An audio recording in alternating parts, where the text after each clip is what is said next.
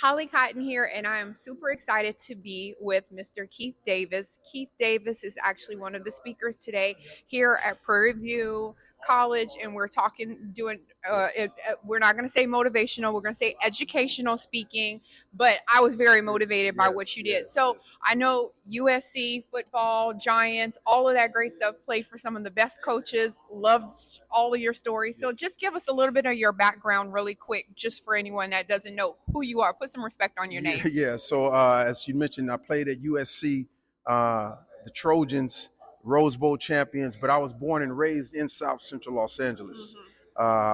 Lots of gang activity in my community, lots of drug activity in my family.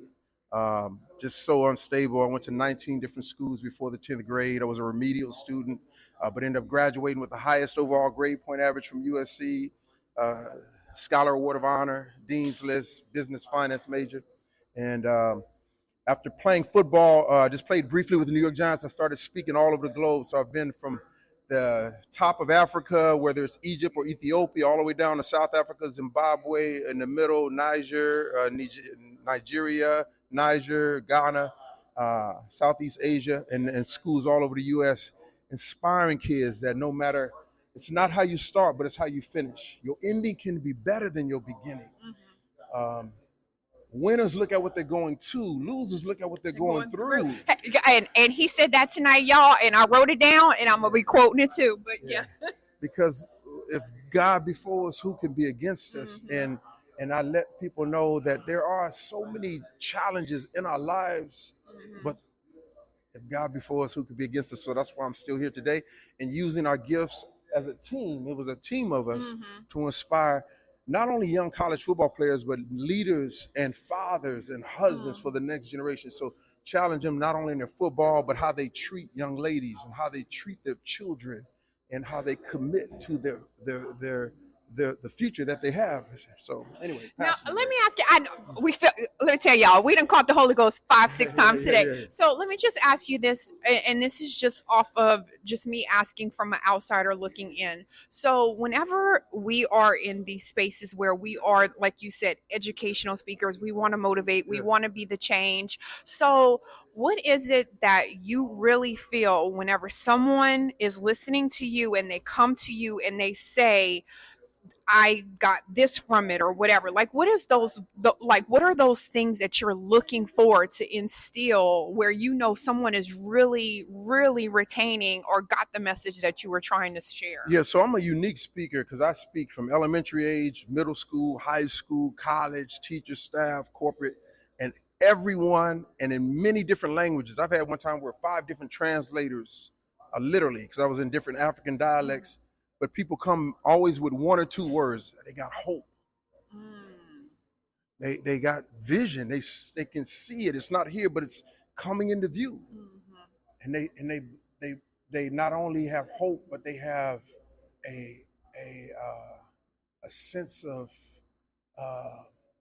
commitment to hang in there, because there's so much that's exhausting us mentally, spiritually, emotionally, and everything. Right. To keep pushing.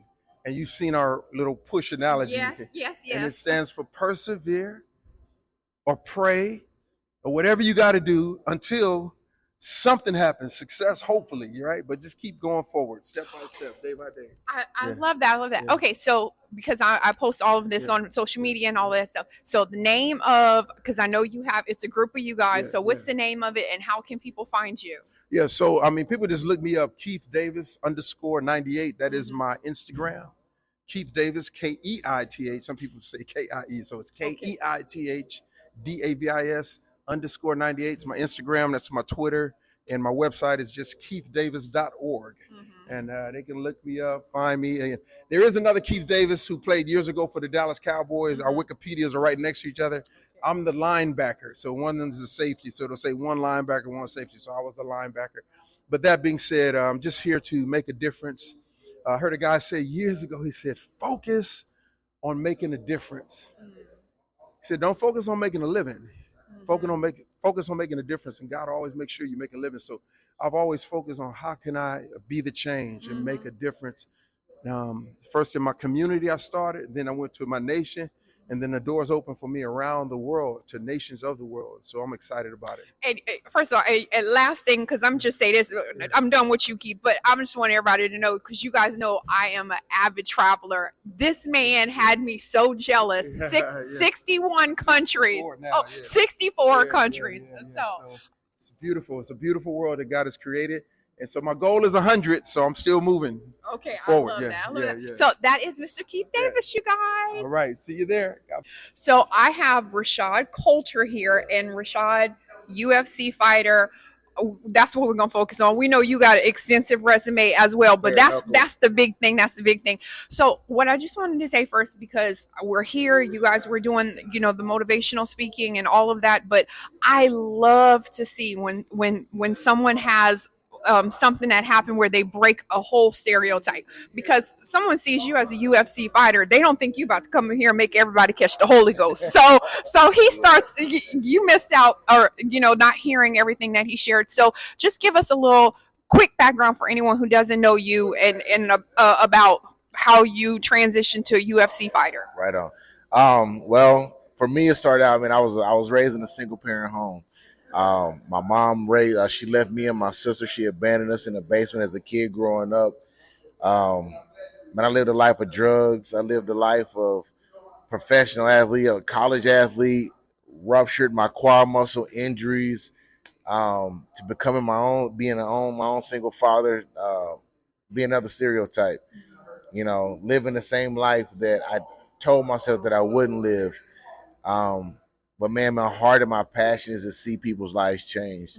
If I can help somebody not go through or experience what I experienced and make the same mistakes that I made, God has really given me a heart for people for that.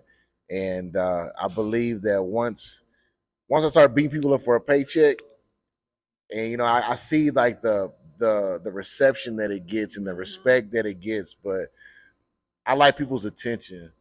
Because when they see you, they look at you as an individual that's mean and rough, but they don't see the softness of your heart. So I like being in these atmospheres, and I like when I do fight, I get the opportunity to so a prayer of mine is that I say, God, let the people see you through me. And that's one thing that I love to do whenever I fight is tell people about God.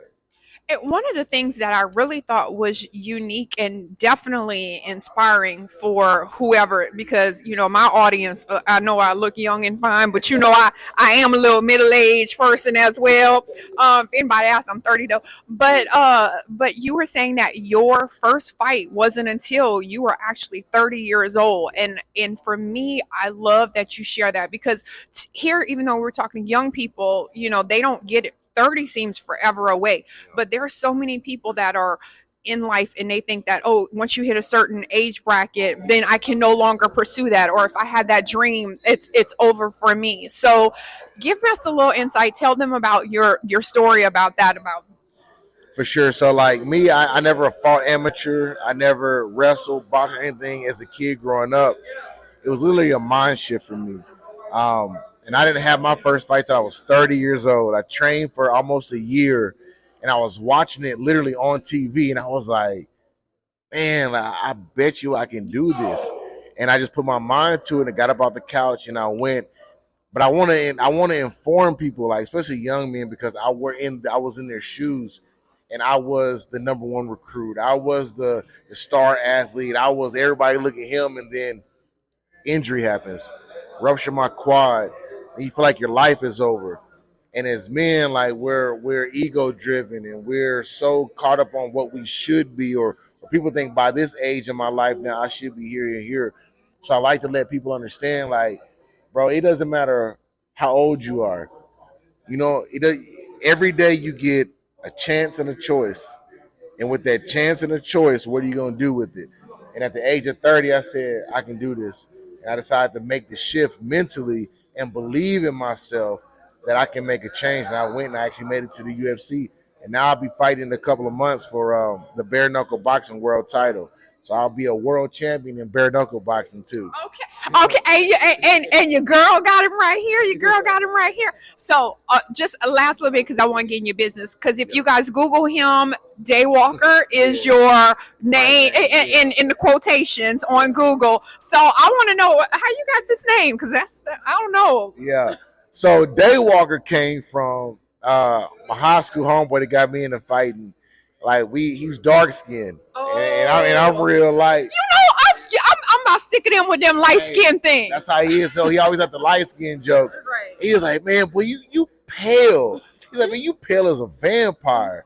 He's like, man, you a vampire walking in the daytime. I'm gonna call you Daywalker. So he said I'm so pale that I'm pale as a vampire. So he gave me the name Daywalker. Well, and Google got it in quotations, so I know that's right. Okay, so anyway, thank you so much. Now, do you want to drop if anyone is interested, whatever social media, how they can get in touch with you or how they can follow you? Like you said, tell them to fight again, all of that stuff. Anything you want anybody listening to. For sure.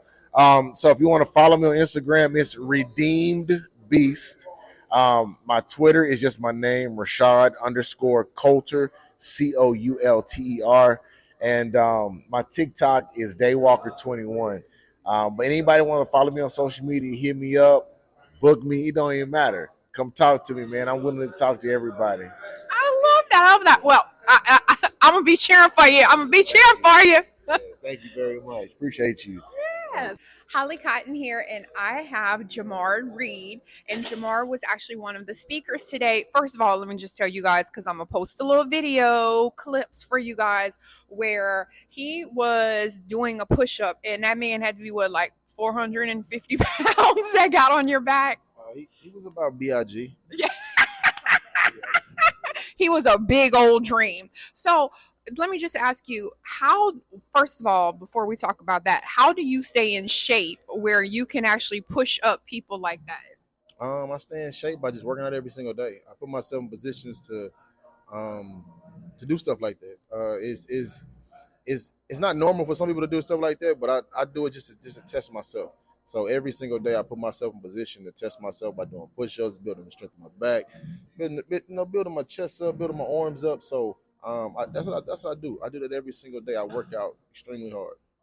Okay, so now back to, you're here today. You're one of the inspirational speakers. You shared your story, did all of the inspiring. We caught the Holy Ghost about 4 times with what he said as well today. So very, very inspiring. So I know that you shared your story. I'm just going to ask you share a little bit of it, and then also I want you to tell us how you found this to be a purpose in life from your story, because we all have these stories, these survivor stories. Everybody has gone through something, and a lot of people don't use that as a platform to start coming out here and speaking to people and motivating them. So give us a little snip of your story, and then at what point you found this to be your passion, where you wanted to be the difference that we need.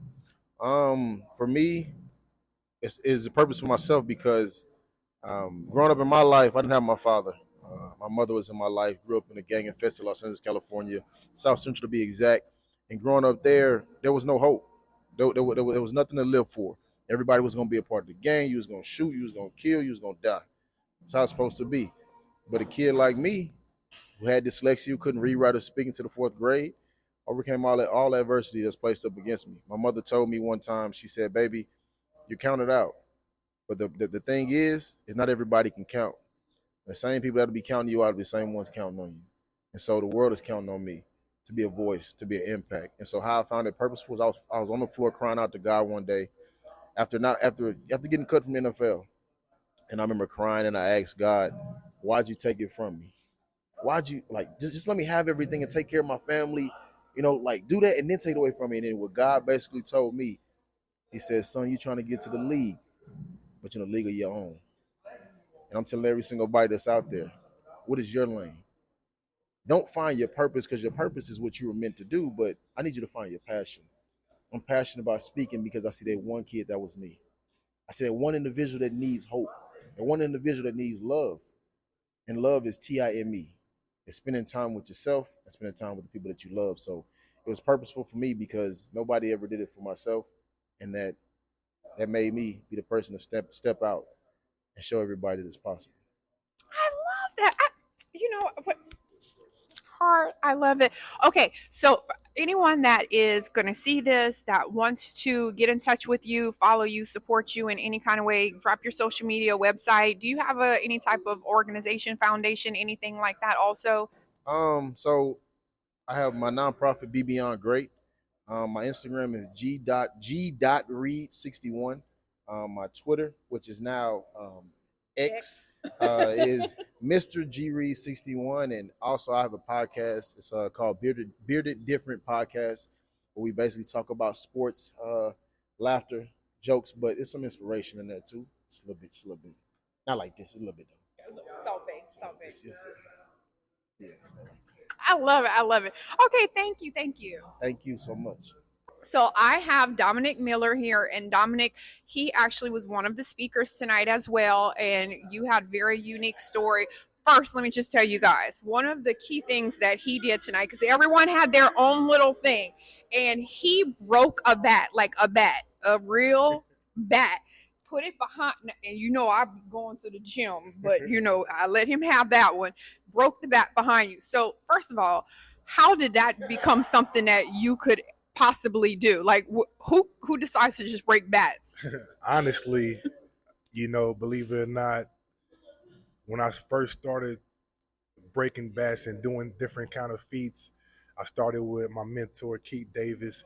He started with me bending the bar, and to be honest, one time I tried to bend the bar in front of over 1,000 kids, and I could not bend the bar.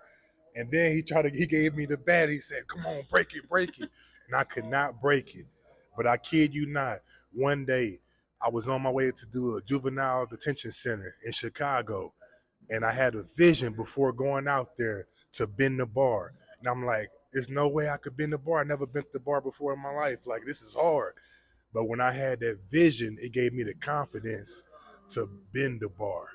So I took that bar and I bent it for the first time in front of over 50 kids that was locked up in the juvenile detention center in Chicago. And it also gave me the confidence. I kept having dreams and visions to break the bats and bend the bar. So I use that when I speak at schools, when I'm speaking to other educators, when I'm speaking to football teams and organizations. I always bring some type of feed in to give them a visual aid.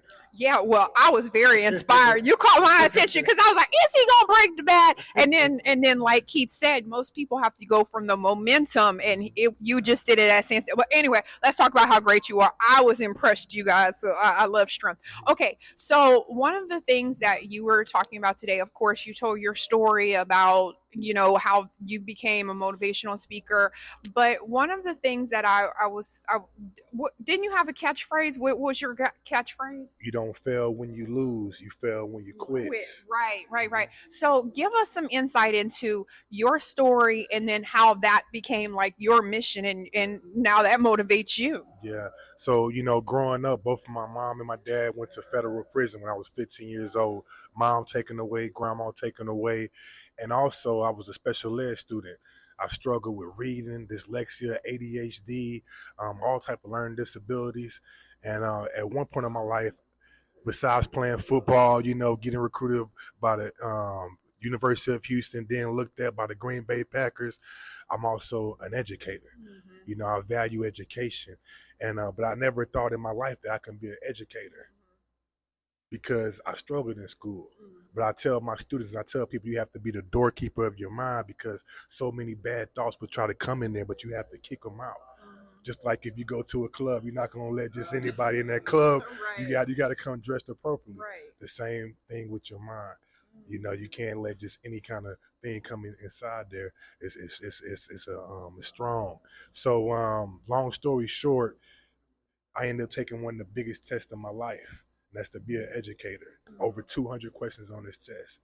I didn't think I was going to be able to pass this test. I thought, you know what? I'm going to fail. I'm a sped kid. I remember I couldn't read. People making fun of me. But I kept telling myself, hey, man, you don't fail when you lose. You fail when you quit. I said, you gotta believe. You can, you will, you must. So I took the test for the first time, and guess what? I didn't pass. Oh. You had me going. I thought I was all motivated. I'm like, yeah. I took the test again. Guess what? Still didn't pass. Third time, fourth time, still didn't pass. The fifth time, and you only get 5 attempts to be an educator. So I take this test, and I'm thinking, I got to do whatever it takes. I'm forming study groups. I'm looking up people on Instagram, Facebook. We meeting up at University of Houston. I take the test for the 5th time, and I passed. Okay. I'm glad I was. Oh goodness. I passed, but I tell people it doesn't matter where you come from, as long as you can remember, you don't fail when you lose. You fail when you quit. So don't quit. Don't give up. If I can do it, so can you. So now I speak all around the world. Not only am I educated, but I speak all around the world. I had a chance to speak to over 38 states to over 4 million people. So I love it. I'm enjoying it. And my goal is to impact 4 million more in the next 10 years. I love that. Now, Dominic also gave me a little sneak peek, but I'm going to let y'all know he is also a fellow author in the making. And so give us just in future projects that you're working on, how people can support you, find you, drop whatever you want. So you can find me on Instagram. I am Dom Miller. That's actually everything. My Instagram, my website, that's everything. And like I said, it's all about a vision. Helen Keller was blind and deaf, and they asked her what can be worse than being blind. And she said having sight with no vision. Because sight see what is, but your vision see what could be. So I'm encouraging young people to dream big. That's the title of my book. I just gave you a sneak peek, dream big, so, and it's based on social emotional learning. So I'm bringing my life coaching skills into the book to draw the best out of the students for social awareness, self-management, relationship building, and self-awareness as well. Okay, well, I can't wait to get the book. So thank you. It's so nice to meet you. Nice to meet you as well. Yes. Right. Thank